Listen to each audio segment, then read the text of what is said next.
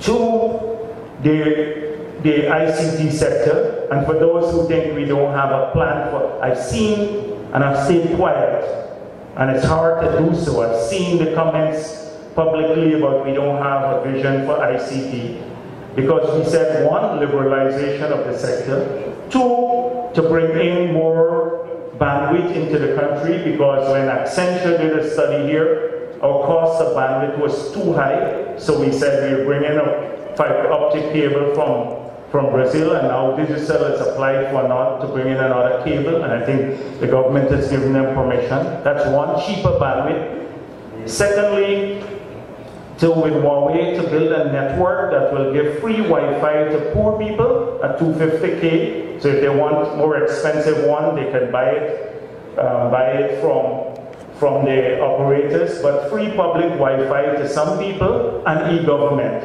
And then the one laptop per family to ensure that poor families can connect with that network. Three elements: cheaper bandwidth, more bandwidth in the country, a public Wi-Fi network plus e-government, and then the means through which people can interface with that network.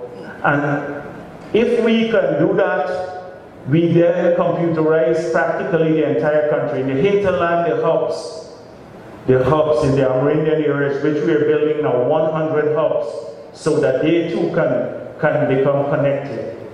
That allows us to develop a sector that is low carbon in nature, that is a sector of the future, the trading in services. So although we didn't say, oh, this is just a green opportunity, but we are looking at its impact on the future and on carbon emissions. And if there is going to be a price for carbon emissions in the future, then the activities that are going to be most sustainable are activities that have low carbon emissions, and the ICT sector is an important one.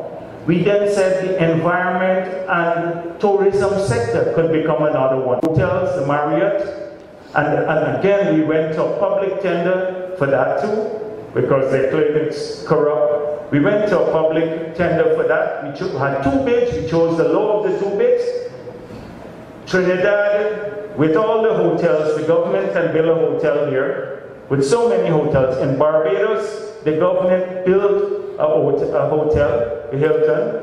Here in Ghana, we've had one hotel that from the 60s, and then this one here that we had to help too with the financing. If you recall, we had to help with the financing. If it was so wonderful and everyone wanted to build hotels, until now, they can buy the 66% equity in the Marriott for $8 million. But the same people who think that the market is flourishing so well, that you don't need this sort of investment, they wouldn't do it. So, hotels, the airport. If you, $130 million, the aircrafts now are lining up on the taxiway because we don't even have parking stands at the airport. And we argue that we don't need a new airport. Imagine this airport is being built 50 years ahead. But what is so important is we got the resources at 2% over 25 years with a 5-year grace period. If we had to borrow commercially, we'd end up over that period paying nearly $200 million more, because the difference between commercial borrowing and the soft borrowing would allow that. If you borrowed at 10% versus 2%, the differential is 8% percentage point. That is the saving on that airport. So that was another sector, but it seems as though, and it was a low carbon sector again. I can go on about the other growth poles, etc., because the ones that are going to create the wealth for the future, that were part of a comprehensive vision for the future, creating new wealth for the next generation, because it's very important. There has to be intergenerational equity in our entire planning process. We have to look to the future and ensure that the lives of the next generation, that they live their lives better than the current one. And that is what we're planning for. So, I think I'm talking too long already, and I have like lots of things more, but maybe I should, another day I can make a speech on economics and politics. Tonight, let me come back to the climate issue a bit.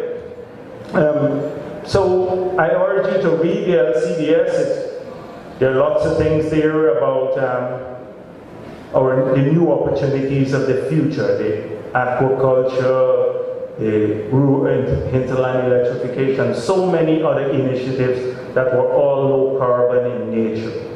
And so those are the areas that some of you may want to look at investing in, and not tonight making a case that we adopt everything because low carbon, because we are yet a developing country and we have not agreed on a cap in our emissions, because we can't